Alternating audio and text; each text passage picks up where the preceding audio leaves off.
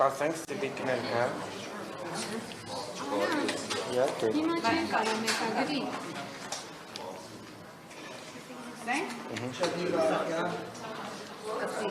Պարոն Պարսիլյան, հավանականությունը, որ նոր խորհրդարանում կլինեք ձեր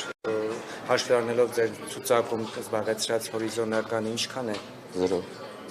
Այսինքն ձեզ մոտավորապես գրել են ցուցակի այն հատվածում, որ հայտնվեք օրինակ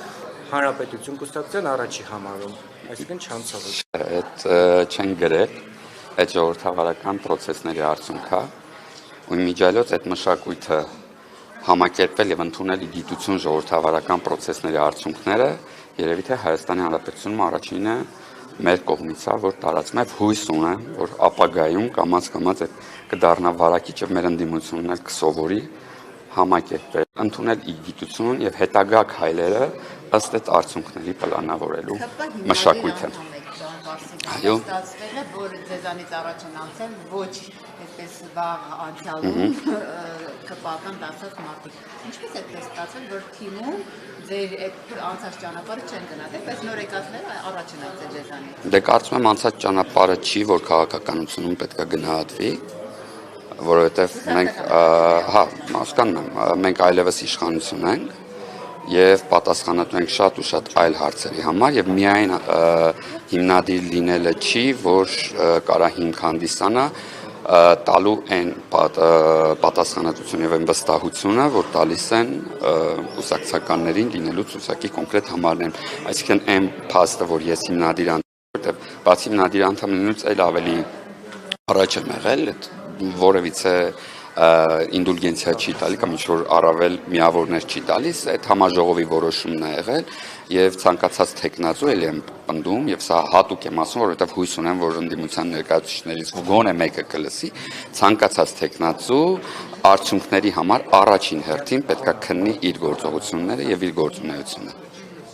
Պարոն Պարսիլյան, բայց նեղվածություն կա այնուամենայնիվ թիմից, որովհետև իսկապես Ռուզանն էլ շեշտեց, որ մարդիկ, ովքեր ընդհանրապես աչքի էին ընկել ստատուս գրելով, այդպիսի անձիկ կան։ Ցուցակի ինչ-որ տեղերում են հայտնվել, որ շանսեր ունեն հայտնվելու օրենսդիրում, բայց դուք, որ ինչ-որ հարցերում ստատուսներ չեք գրել եւ այլն, ձեզ ավելի ցածր հորիզոնականներում են ներառել։ Չէ, դրա հետ կապված չի, երկրորդ թիմից ինչի պիտի նեղանամ, երբ որ թիմը չի որոշումը կայացրել։ Հա, Նիկոլ Փաշինյանից է։ Չէ, հենց այդ եմ ասում, թիմը չի, այլ համաժողովը։ Ես թիմ մի քիչ ավելի փոքր, ավելի այդ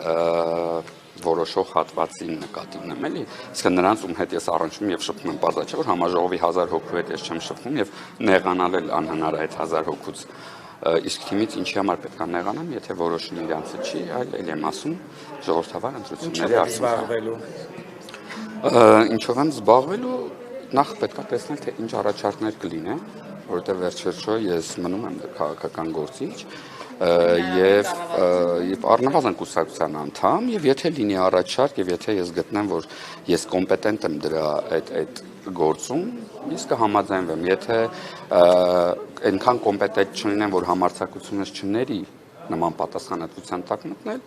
այդ պահին իհարկե կհրաժարվեմ։ Բայց ինչ մասնագիտություն նկատի ունեմ, եթե այն ամենիվ թիմը որոշի, որ ձեզ գործադիրում էլ չի տեսնում եւ գնալու եք հանգստանալ։ Իմ անձնական մասնագիտությունը նկատի ունեմ, իմ անձնական մասնագիտությունը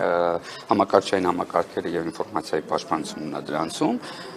եթե հետեւածն եք, ես մինչեւ հեղափոխությունը նաեւ